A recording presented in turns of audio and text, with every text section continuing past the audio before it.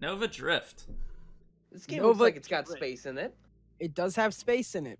And let me tell you, whatever man it was that decided to take asteroids and then put things that shoot at you in it was a genius. Because it spawned a whole genre of video games like this. And they're fun. Wasn't it Galaga? Shut up. Sort of.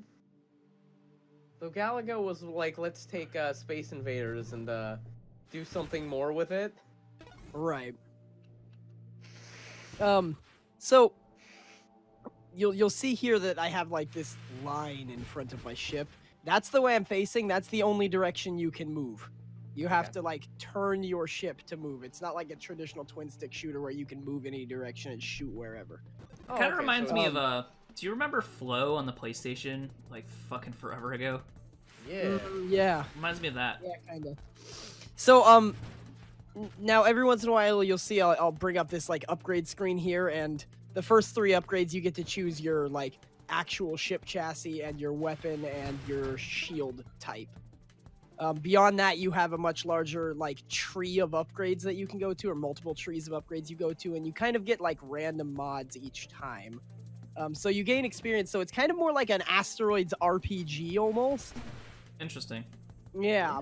And there's like all kinds of builds you can do. Like here I have this like little turret guy following me, but you might never pick that up again, or you might lean full on into it and get like turrets and a second ship that flies around autonomously and a bunch of drones and mines and stuff that you lay down. So is it a roguelite-esque with like, do you start from the beginning every time, or? Yeah, every time you die, you start from the beginning, but you do unlock more upgrades as you get higher scores. Okay. So there's kind of like a little meta progression type thing, but it doesn't like, it's not like you get stronger at the beginning of each thing. It just, you unlock new skill trees and stuff. I gotcha. Yeah, so like I have a lot of like really fun things that I like to do. Like they thought of all kinds of play styles. So that there's a shield that will deal burning damage around you, and you use that and you just pump up your like your shield strength and your shield radius and stuff, and you can just like pop the entire screen all at once. I really like it. Here's why I like it. It gives me that feeling of playing Path of Exile and making new builds over and over and over again, except condensed into like 20 minutes per game. Yeah, it reminds me of the same kind of thing I like about Slay the Spire as well. It seems like it's all about building synergies, building different sets of, you know, builds and stuff to like try to get as far as possible. Exactly. Yeah. I'm looking at it and I'm really liking. It looked really, really robust, and that was what's kind of interesting. Yeah, there's a lot of skill trees and stuff, and like I've even unlocked new types of shields and new types of things that I can already see. Like, oh, this would synergize really well with this build that I tried to do back when I hadn't unlocked this yet. Right. Yeah.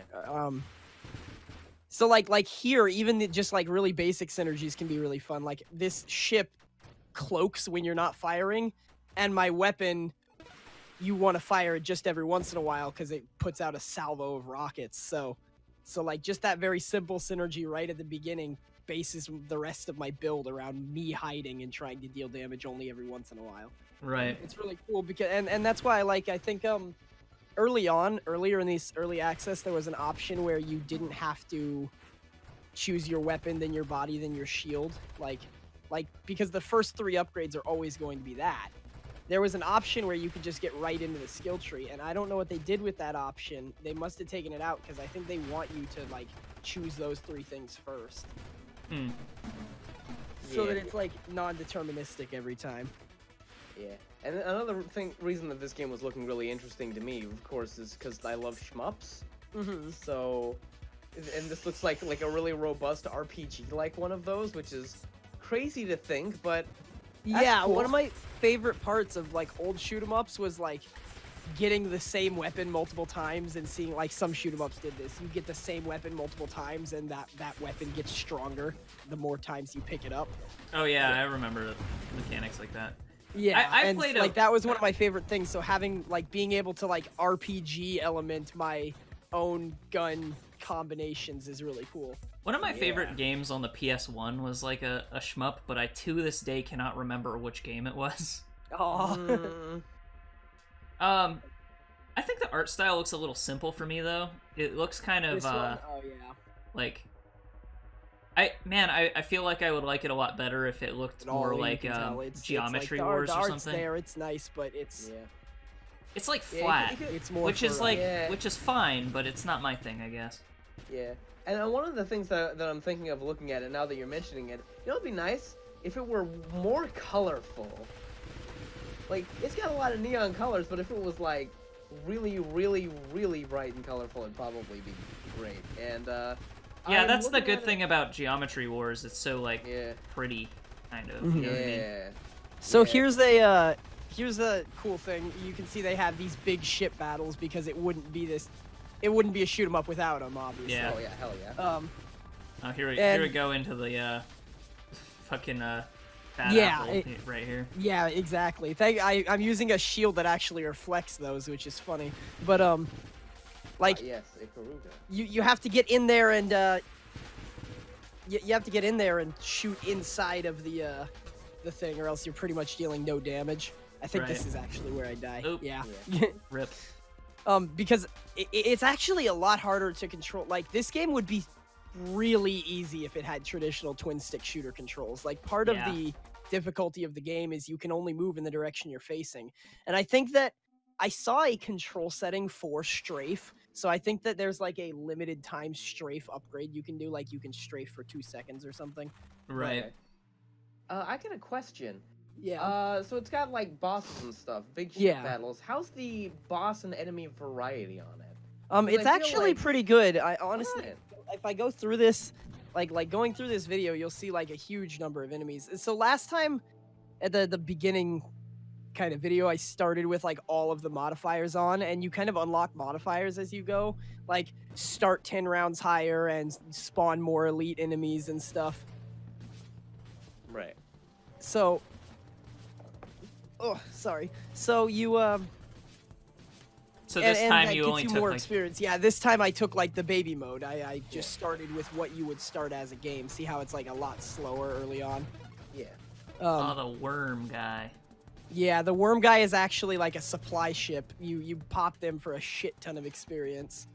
So does this screen come up with the upgrades automatically, or are you pausing it to like upgrade? No, you press space and pause to upgrade. Once you see down at the bottom, it says press space to upgrade. Oh, okay.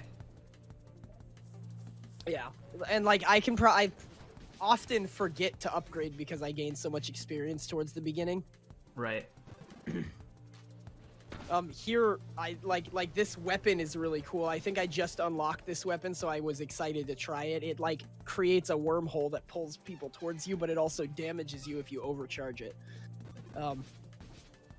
So of course I base my entire build here around just doing that, like giving myself more hull strength so that I can charge it for longer and ram into people and shit. It's pretty fun. You can get inspired to make a build like just on the spot because you can pause and think about your decisions for as long as you want.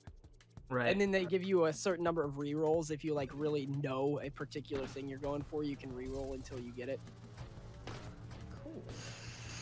Very cool. Yeah.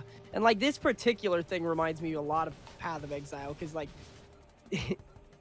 you have a skill and then you're like, oh, this would be doing more damage if I had 3 projectiles. So that's exactly what I do. I get my split shot mod. It's really cool. Yeah.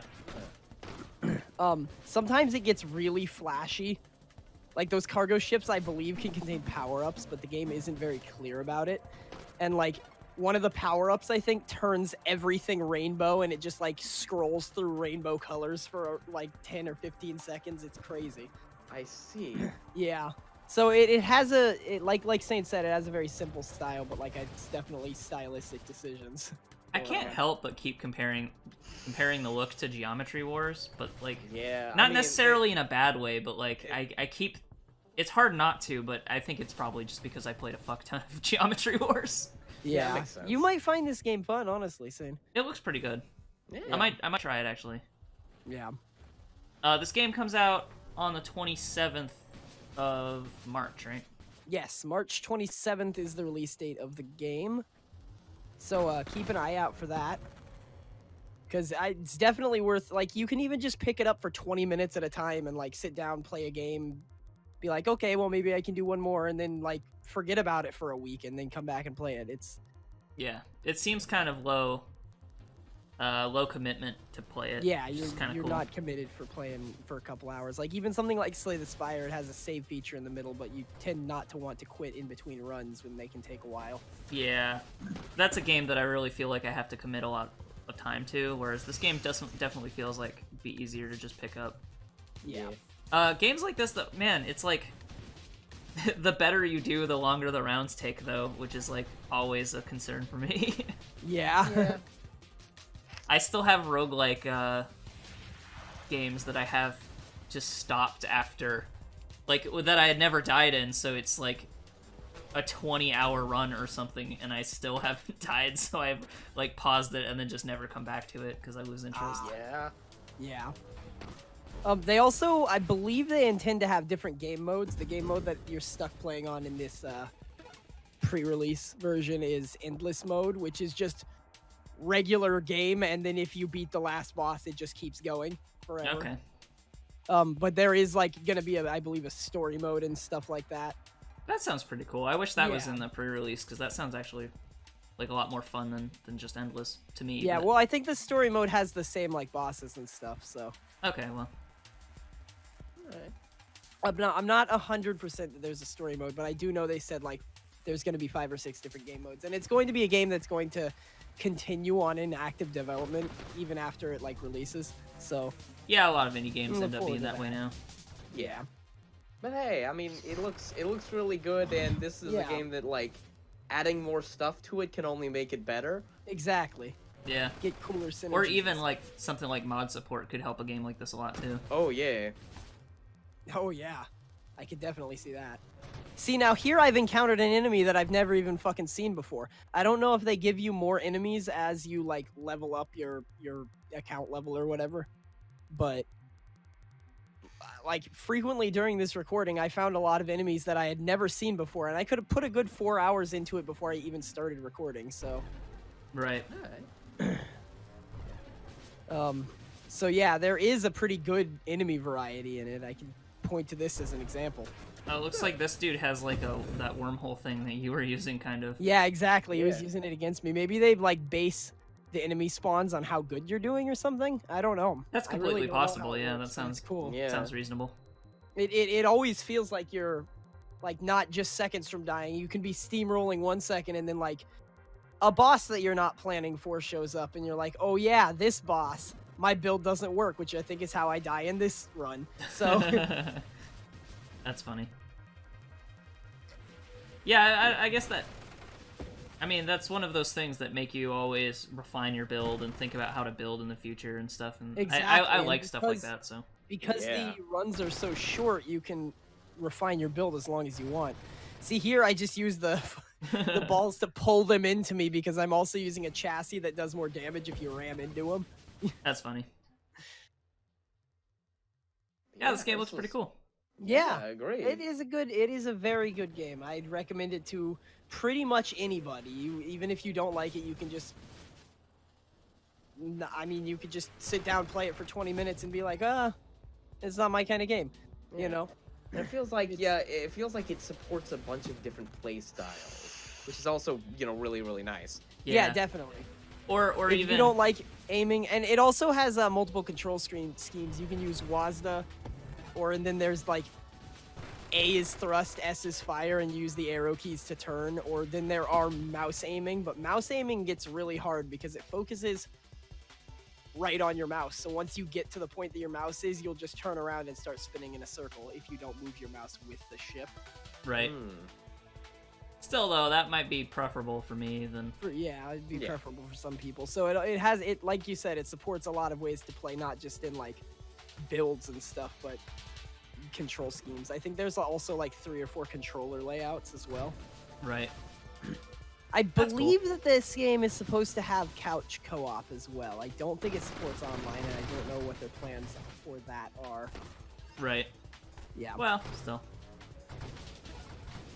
Yeah, okay, so that's Nova Drift. I think that's pretty much all we think about it, right?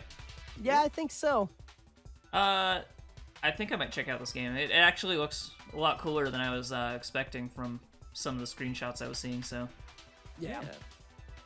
Okay, Alright. so thanks for joining us, and remember, as always... Stay beautiful.